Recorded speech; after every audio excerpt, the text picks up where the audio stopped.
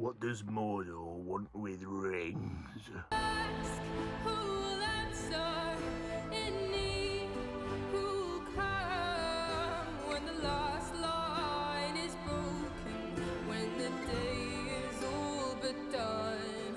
It's Hello, my fellow YouTubers and subscribers, and welcome to my latest movie review, where today I review The Lord of the Rings, The War of the Rohirrim. Da da da da da da da da da. Yeah, The Lord of the Rings is back, baby, and in a really interesting way. So this is an animation. This is the first time in a long time that Lord of the Rings has been animated, although this is an entirely new story taken from the characters of J.R. Tolkien and the mythology of The Lord of the Rings. And this is a story that predates The Hobbit and Lord of the Rings. This movie is directed by Kenji Kamiyama, who is, I believe, very experienced in the world of anime, and it is obviously produced by the people that made Lord of the Rings. So Peter Jackson, Fran, Walsh, Philippa, Boyens, they all have a hand in creating this magnificent story. In terms of Middle-earth on screen, it's been a while since we have had any Middle-earth movie on the big screen. I think it's about 10 years, actually, since The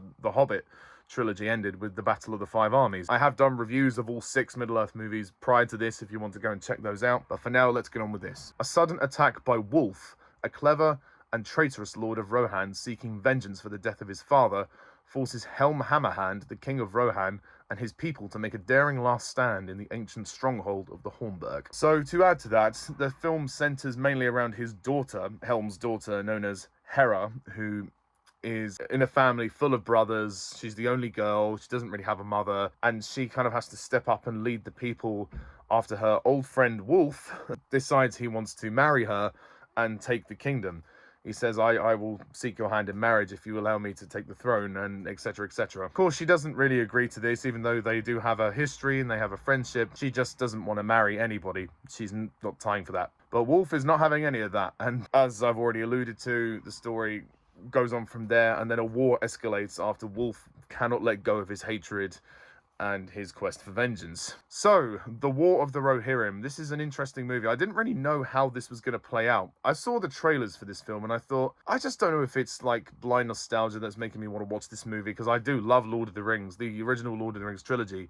They are my favourite films of all time, specifically Return of the King. So there's quite a lot to live up to, and there was a fairly mixed reaction to the Hobbit trilogy, although I was one of the supporters of the Hobbit trilogy. I gotta say though, this is a genuinely fantastic film. I did not expect this to be as good as it was. This film was epic. It definitely feels like it belongs in Peter Jackson's Lord of the Rings universe, which he has created for the big screen. The design of the movie itself as well, from the Golden Halls of Medusel to Edoras and Helm's Deep, they feel very much like, it's like I'm watching an animated version of The Two Towers. But it's its own story, and while the story is quite thin, it's not anything too complicated, and I think that works for a first time of at this anime style. I mean, Lord of the Rings has been animated before. There has been a version of the original story of Lord of the Rings that was animated, and I think even The Hobbit, but I have yet to see those. This is my first introduction to an animated Lord of the Rings film, and I was very impressed. The battle scenes feel just as epic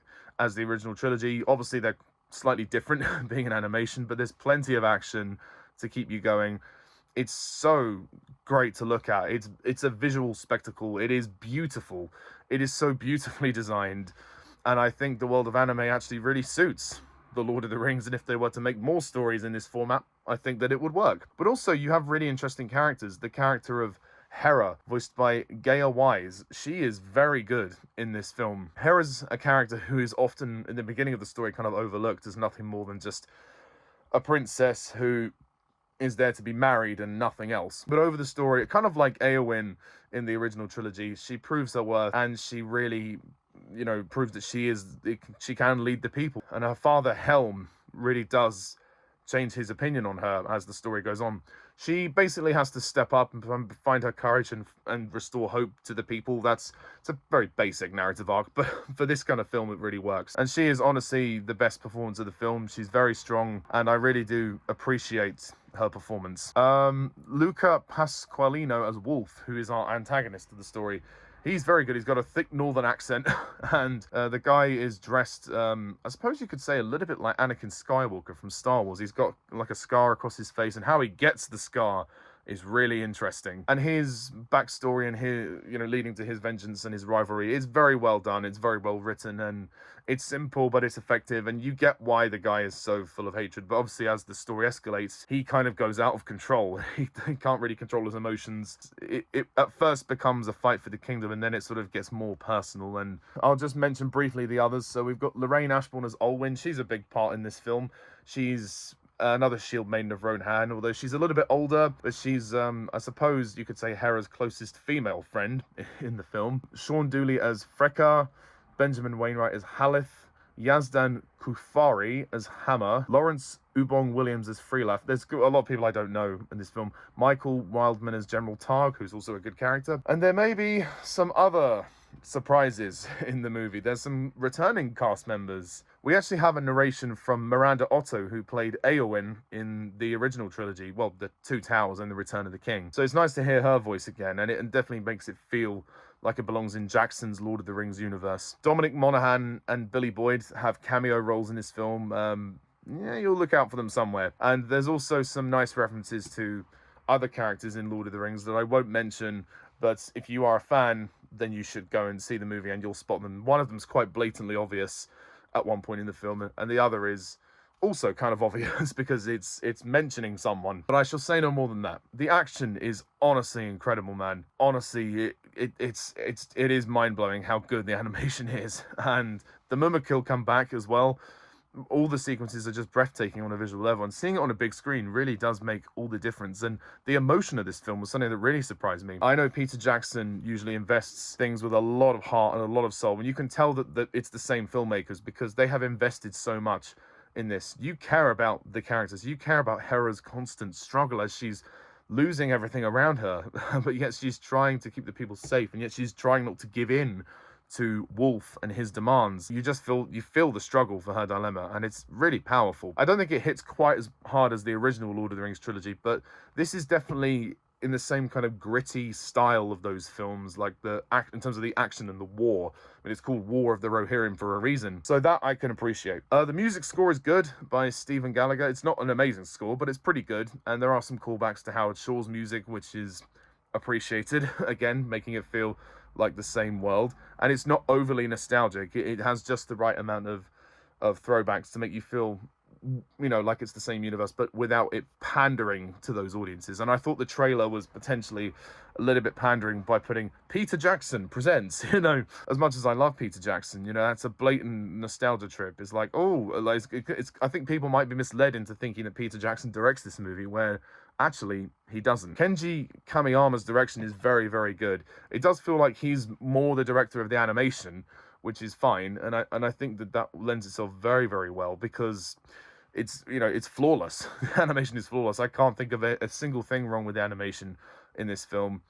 And Jackson, Philippa, Boyens, and Fran Walsh are helping craft the story because they really almost have this kind of stewardship over the Tolkien universe now, as they did such a good job with the Lord of the Rings trilogy and also The Hobbit.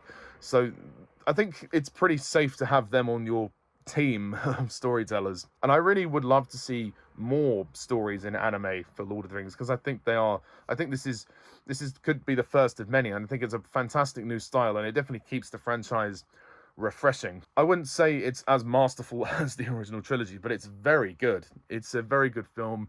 It is a long film. It's 2 hours 14 minutes, but it never drags too much. It does feel a little baggy in places, but with good reason. There's always something going on. There's always the discussions that need to be had at the time are important, and the battle scenes are epic. At the end of the day, this movie is utterly fantastic. I'd say the only thing I would probably critique it for is perhaps there's a little bit of a lack of humor. There is a sense that the film is a little bit humorless. It might be overly gritty and hard going for some people. It's quite emotional, and there's not a lot of breathing space. And even when there is, it's more everyone's kind of downbeat. There's not a lot of light relief, so perhaps there could have been a little bit more of that. But honestly, aside from that, I really enjoyed this film. So I'm going to give The Lord of the Rings, The War of the Rohirrim, I'm going to give it a 10 out of 10.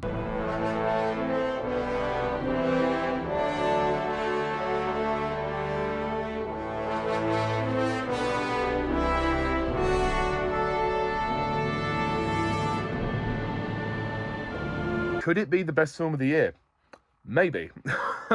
It's a contender, that's for sure. I didn't expect it to be that good, honestly. I thought it was going to be decent at best, but I'm definitely going back for a second helping because that was gangster. So before I go, I just want to pay a couple of tributes to some subscribers. So Steve, or Quads IG 500, I'm sorry if I've got the name wrong, I'm really sorry, and Harry Thomas. I went to see the movie with them. Forgive the sloppy camera work. It was a struggle to film 3 of us in the same shot whilst holding the phone.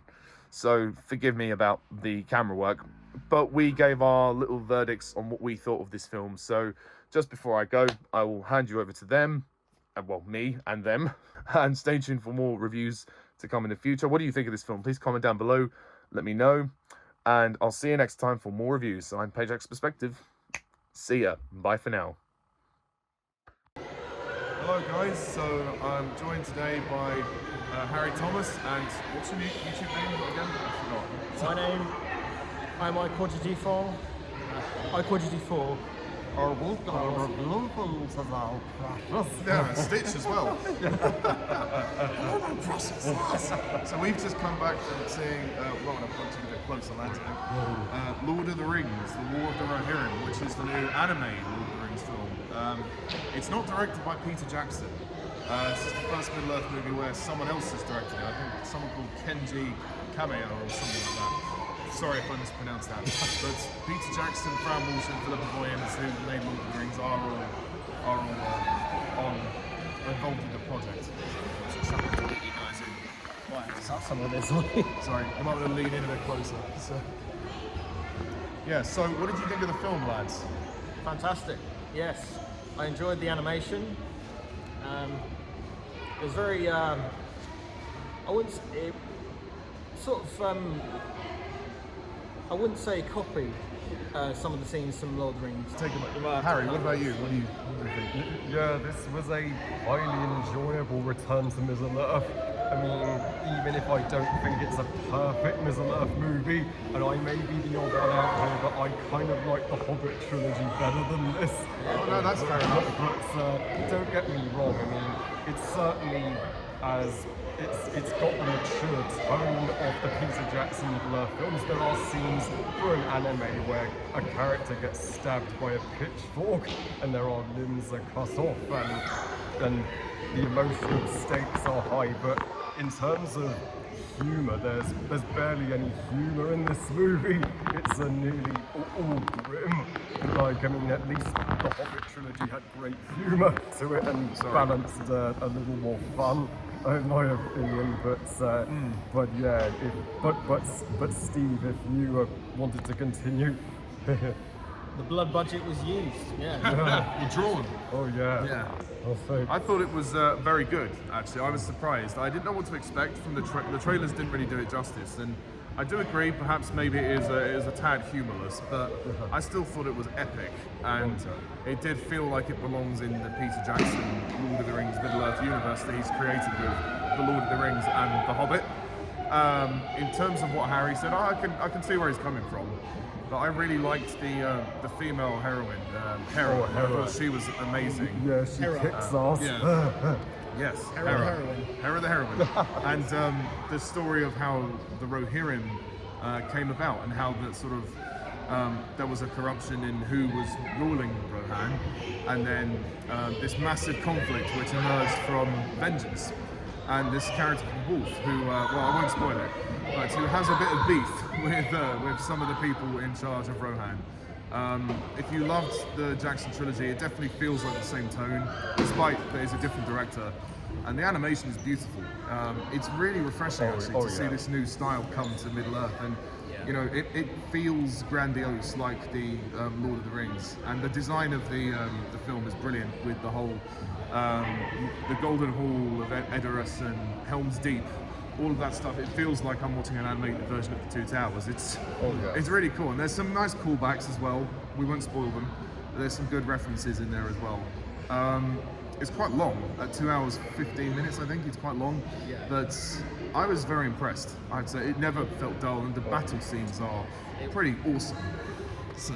Yeah, like I do think. Well, I think the best action sequence is when well, is the one that occurs during Edarest, and Mama Kill are involved, and not to spoil it too much. Yeah, there's a big battle at Edarest, isn't there? Yeah. I mean, what was your favourite battle scene? Oh, well, I liked it when the king jumped in to save, he sort of stood by the gate after he saved Hera from, I'm not sure what the monster was, but it was this gigantic, like, it's almost like the abominable snowman. Yeah. Kind of. Oh, But- when they were in the snow. Yeah. Yeah, that was cool. But then, like the way he defends himself, and then he. Sorry, if anyone doesn't want any spoilers, probably best to skip this. But yeah, the moment when he's defending the gates, the king, and then he dies sort of frozen, but he's still sort of in a pose. That was epic. Definitely. And also the soundtrack I thought was pretty good. There's a couple of callbacks to Howard Shore's music. There is a different composer though, and you can feel that. But when the film started and you hear the original theme, you're like, oh, okay, this is definitely the same universe as Jackson. Yeah, Peter Jackson's hand is definitely in this. But it's quite nice to have a different director's vision. I mean, did you like the direction, Harry? Yeah, I think Kenji Kamiyama did a good job with continuing what Jackson had established, and to see Middle Earth in anime form, it's so fresh, and I have to say, the end credits song by Paloma Paris, The Riser, it's pretty beautiful. Yeah, and the end credits, we won't spoil it, but the way the end credits look are nice and very nostalgic. Yeah. I'll say that. But I think we'll close it here because my arms are getting tired from all this. Any last words?